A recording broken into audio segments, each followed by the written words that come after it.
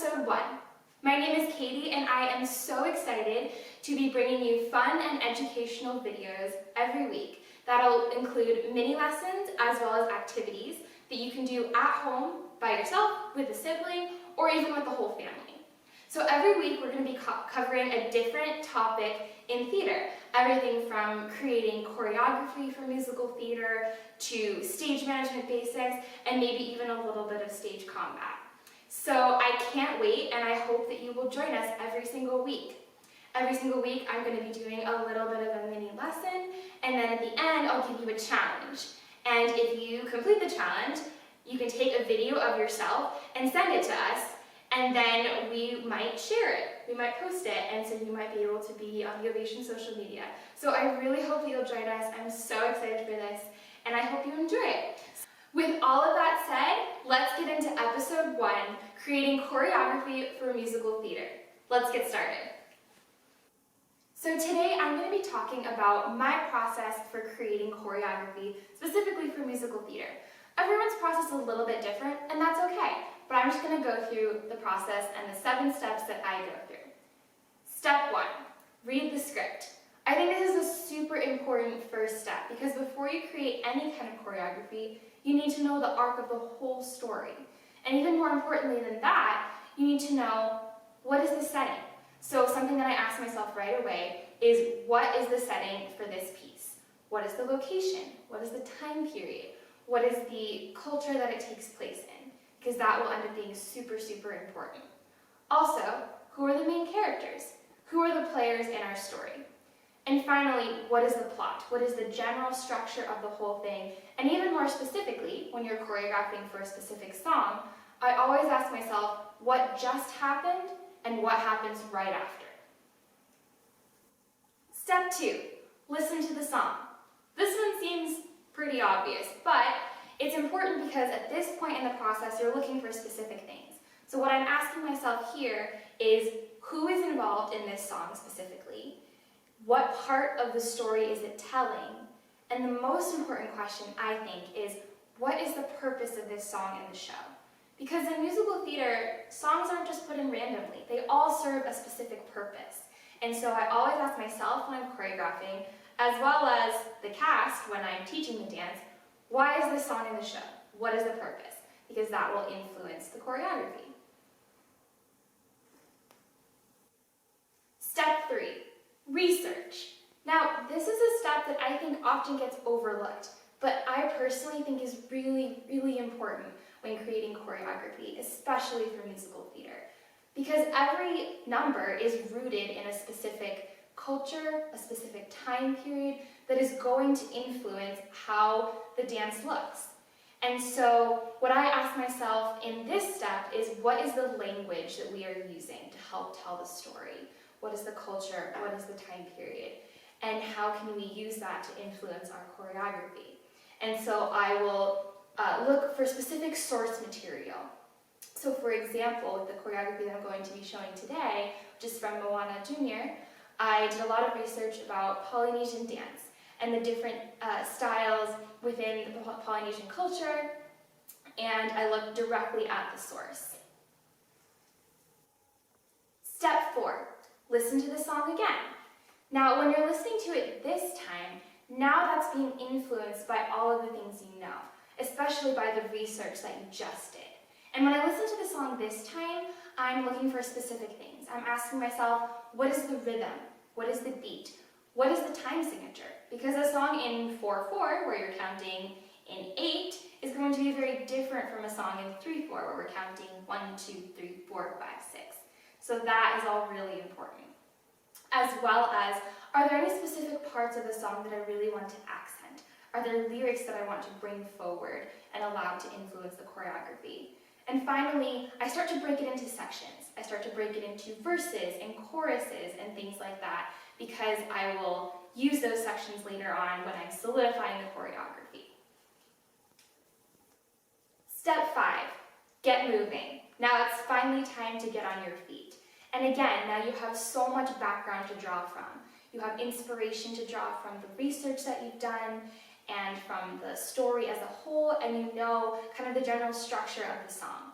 So this is where I get moving, and I a lot of times just start kind of improvising and seeing if any of that feels right. And I will start to put together short combinations of moves and sequences and things that I may or may not use later, but just things that I find interesting. And that's what I do in step 5. Step 6, create pictures. In theater, we use stage pictures, or tableau, all the time to create interesting stage pictures that are really interesting to look at on stage.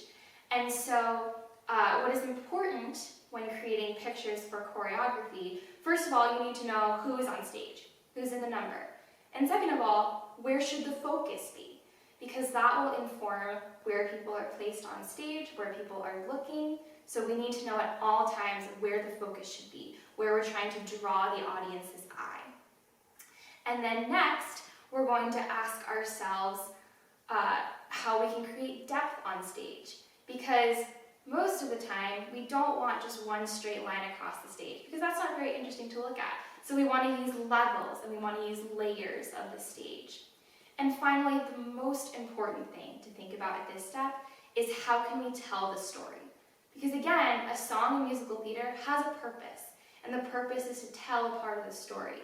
So within these pictures that we're creating, within the choreography, we want to think about how we can better tell the story that we're trying to tell. Step 7, set it, sort of. So in this last step, now you've gone through all of the steps to think about how you're going to create this choreography. And so now it's time to set some things in stone, and kind of in stone. I'll get to that in a second. So with all of the pictures that you've created and all of the improvisation you've done, now it's time to really start writing things down, if that's what works for you.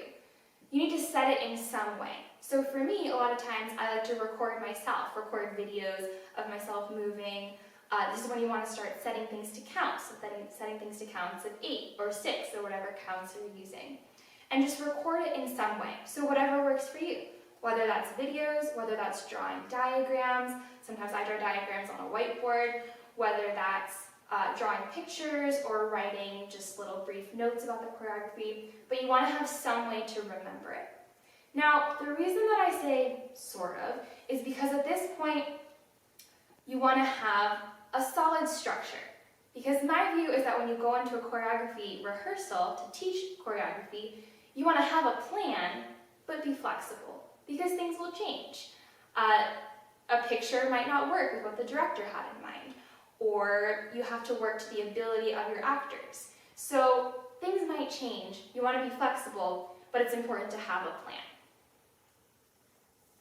All right, so now that I've gone through my process for choreographing, it's your turn. And so your challenge for this week, you have 2 options. The first option is to do a combination that I've choreographed. And so at the end of this video, you'll find a video of myself doing a combination to a song from Moana Jr., which is the show that we're doing in Camp Session B this summer. And so option 1 is that you can learn that choreography and then take a video of yourself and send it to us, and we might share it on our social media.